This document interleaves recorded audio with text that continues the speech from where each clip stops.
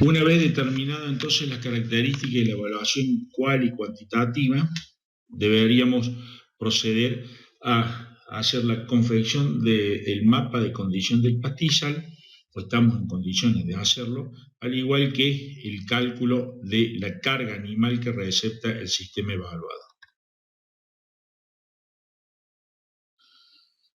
Observando, por ejemplo, una imagen satelital, podríamos haber visto perfectamente o detectado distintas condiciones que todavía no le ponemos un nombre, pero por coloración y aspectos y conformación de vegetación, habríamos o podríamos haber visto estas tres situaciones iniciales. ¿Qué pasa cuando comenzamos y fuimos al campo y tiramos transectas en los distintos ambientes? Pudimos corroborar en definitiva que para este ejemplo que vamos a analizar acá, determinamos entonces que tenemos una condición denominada pobre, una condición regular y una condición buena del pastizal.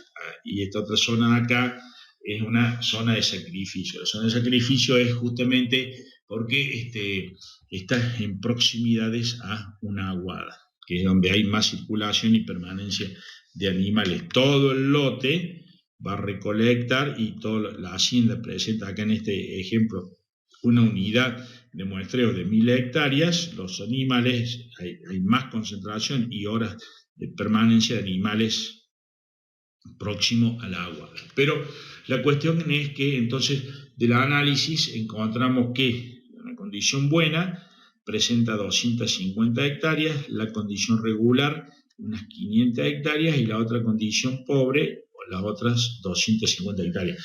No es casual que se presente este gradiente, justamente cuando hay mucha presencia de animales, o sea, cuando hay presencia por periodos prolongados en el tiempo, en un lote, en una unidad de pastoreo.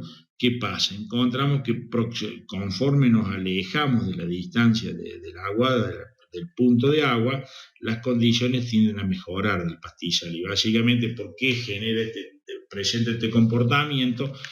Y es porque a lo largo del tiempo los animales llegan y permanecen menos en este sector.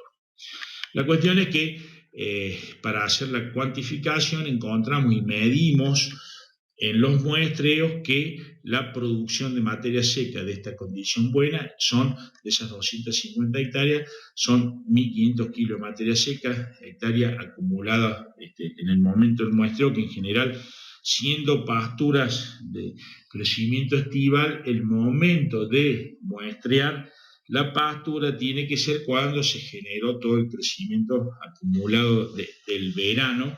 Entonces es hacia los meses de abril o mayo cuando se hace el cálculo de la disponibilidad de forraje para hacer la proyección de la carga para dar la vuelta al año hasta que empiecen las lluvias o la producción de pasto allá hacia los meses de noviembre, fines de octubre, noviembre o diciembre, de acuerdo al ambiente en cuestión, el ambiente de estudio en cuestión. La condición regular, encontramos que tiene unas 500 hectáreas y medidas dio 1000 kilos de materia seca por hectárea acumulada, y para el caso de la condición pobre, las otras 250 hectáreas con una producción medida de 500 kilos de materia seca por hectárea. Con los datos determinados anteriormente en base a las distintas condiciones de pastizal, como está presentado acá, las distintas condiciones ya analizadas anteriormente, del producto entre las hectáreas por los kilos de materia seca, vamos a tener cuánto nos genera, qué cantidad de forraje acumula cada una de las distintas situaciones.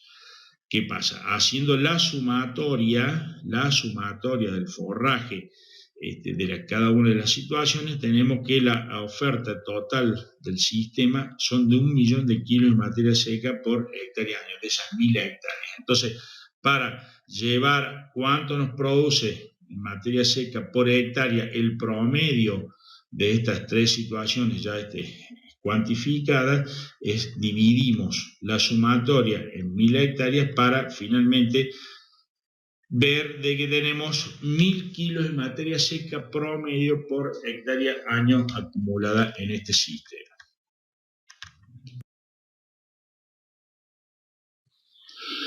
Para hacer el cálculo de carga que recepta la unidad esta de producción, para hacer el cálculo de carga, ¿qué es lo que vamos a relacionar? Es la demanda de forraje medida por equivalente vaca sobre la oferta de forraje afectada por un factor de uso. La oferta de forraje que ya habíamos medido por hectárea año, afectada por un factor de uso. En realidad, pongo las unidades de esta forma para que el resultado directamente nos dé en hectáreas por equivalente vaca año. Entonces tenemos que, término medio, un equivalente vaca consume 3.400 kilos de materia seca al año.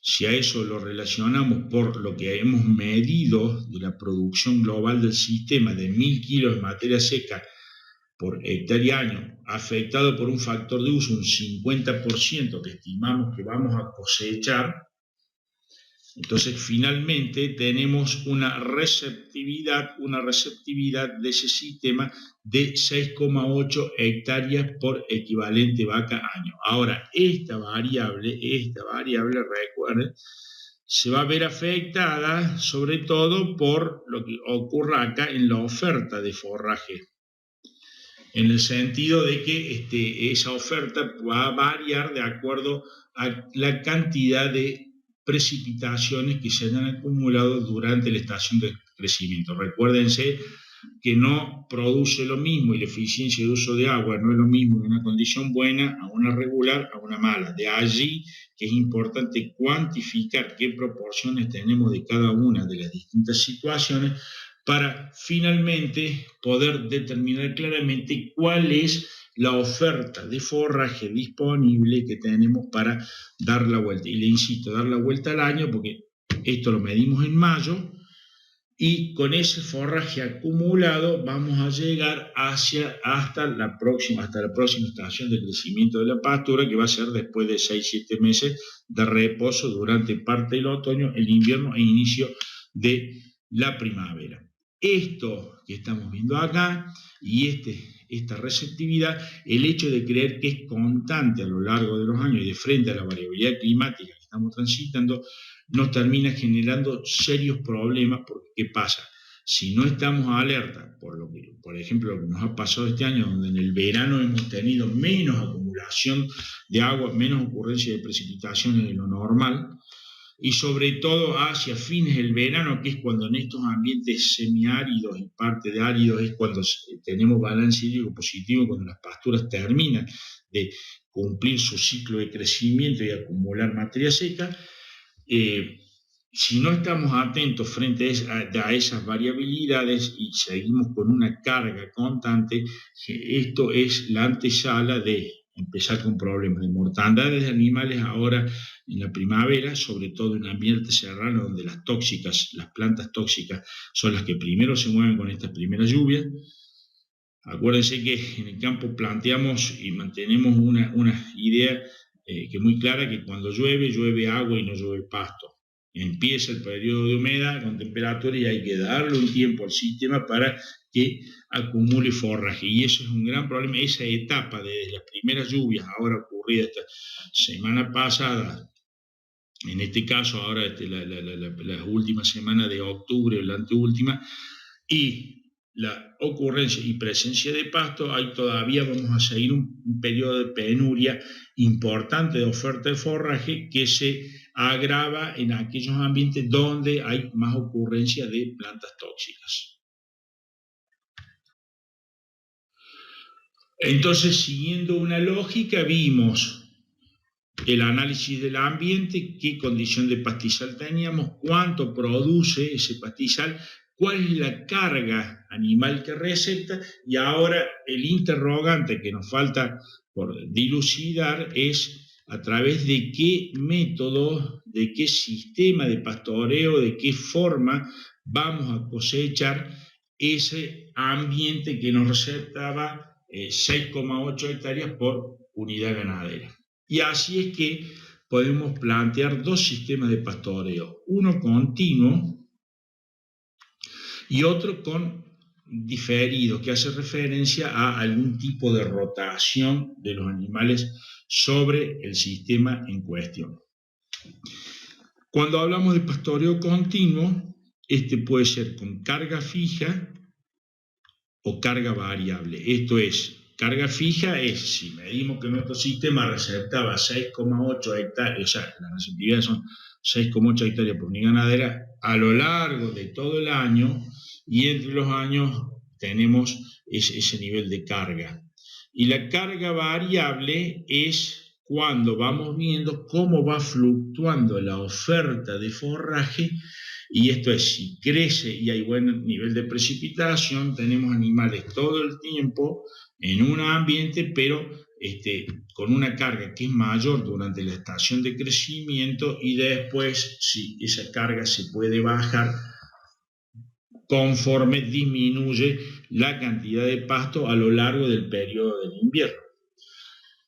En realidad, la variación de la carga en estos sistemas donde hay variabilidad en la oferta de forraje, que es real, si la variación la hacemos pensando en términos económicos de negocio, por ahí la cosa se está alejando de lo que es el concepto biológico, que es confrontar oferta con demanda, y puede ser la antesala también de serios problemas productivos del sistema, incluso deterioro del ecosistema pastoril.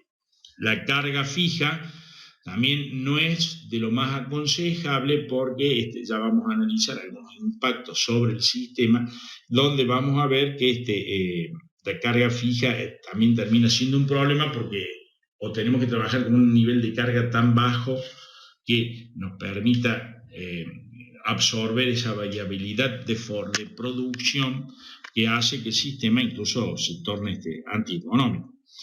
Eso también va a estar relacionado al sistema de pastoreo, a la superficie y a la base forrajera. No es lo mismo plantear pastoreo en Patagonia con grandes unidades productivas y de pastoreo a plantearlo en nuestros sistemas donde trabajamos con lotes de 400, 500, 600 hectáreas en forma rotacional.